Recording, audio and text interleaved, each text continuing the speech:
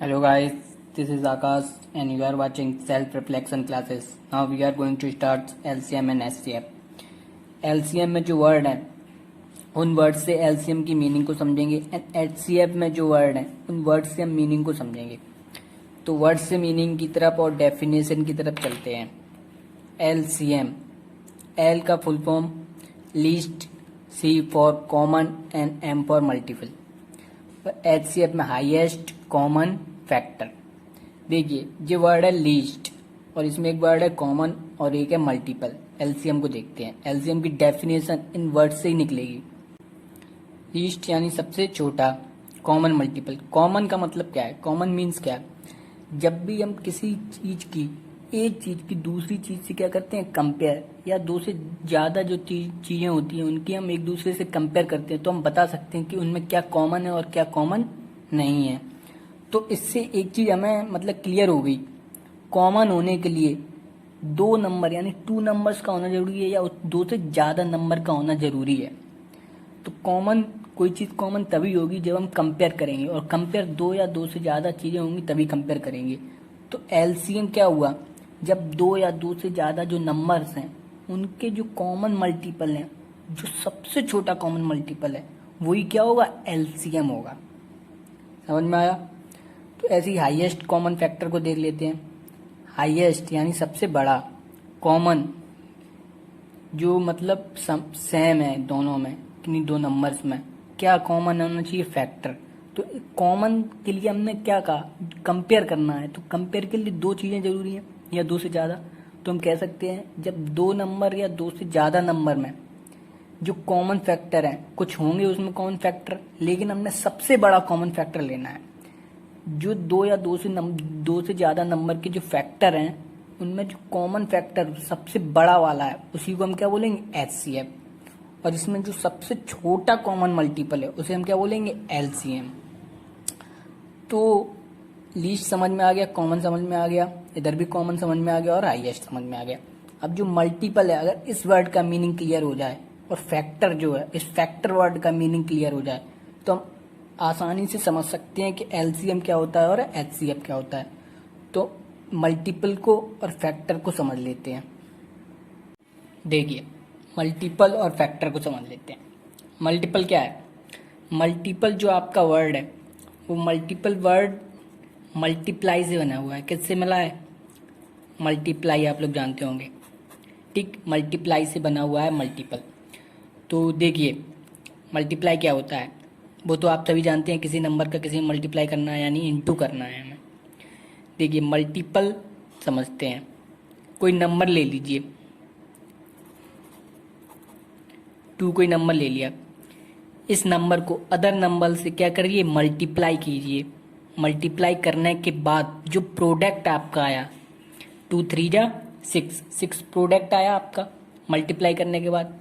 तो जो 6 जो प्रोडक्ट आया है, इसी प्रोडक्ट को हम क्या बोल रहे हैं? ये मल्टीपल है। इसी को हम क्या बोल रहे हैं? मल्टीपल।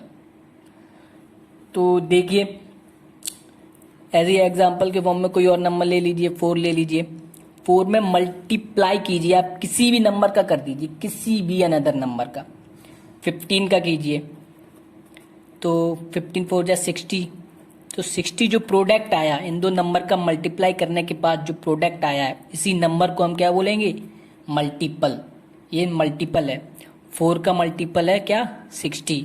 एंड 15 का भी मल्टीपल क्या है? 60।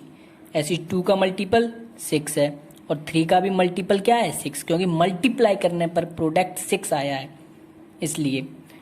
तो हम 1 बाई 1 मल्टीपल निकाल सकते हैं, स्टेप बाय स्टेप ऑर्डर में निकाल सकते हैं किसी भी नंबर का स्टार्टिंग से। जैसे 2 का सबसे छोटा मल्टीपल क्या है? जैसे 2 का अगर 1 में हम मल्टीप्लाई कर दें तो क्या आएगा? 2। तो 2 का 2 1 जा 2, तो 2 एक मल्टीपल हो गया। ऐसी ऑर्डर में हम लिख सकते हैं सभी। 2 का फिर 2 से कीजिए, 2 2 जा 4। 2 का मल्टीप्लाई कीजिए 3 से तो क्या आया? 6। ऐसे हम करते चले जा सकते हैं। किसी का भी निकाल सकते हैं स्टेप बाय स्टेप। जैसे हम 3 का निकालना हो तो 3 1 जा 3, 3 2 जा 6। हम कहाँ तक? इन्फिनिटी तक निकाल सकते हैं किसी भी नंबर का मल्टीपल। यानी कोई नंबर ले लीजिए, उसका जिसका मल्टीपल हमें निकालना है उसका किसी भी नंबर से मल्टीप्लाई कर दीजिए, देन जो प्रोडक्ट आएगा उसी को हम क्या बोलेंगे, मल्टीपल बोलेंगे। तो आई होप आपको मल्टीपल समझ में आ चुके होंगे। तो मल्टीपल जो है वो इन्फिनिटी हो सकते हैं, ठीक है। अब फैक्टर देखिए, फैक्टर को देख लीजिए। फैक्टर आई थिंक मैं समझा चुका हूँ एक बार, तो एक बार और समझ लीजिए। कुछ नहीं है फैक्टर, कोई भी नंबर है, किसी भी नंबर का फैक्टर चाहिए हमें, 15 का फैक्टर चाहिए।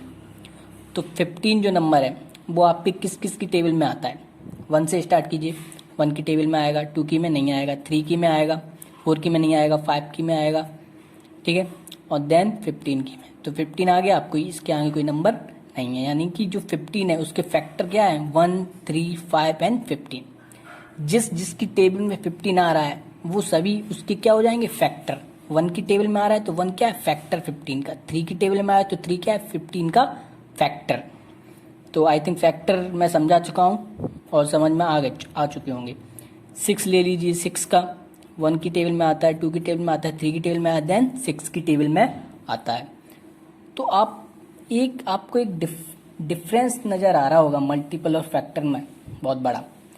क्या है, किसी भी नंबर का जैसे आप मल्टीपल निकाल रहे हैं तो मल्टीपल क्या है, इन्फिनिटी तक जा रहे हैं, और फैक्टर क्या है, वो इन्फिनिटी तक नहीं जा रहे हैं। फैक्टर हमारे लिमिटेड है, फैक्टर क्या है, लिमिटेड है।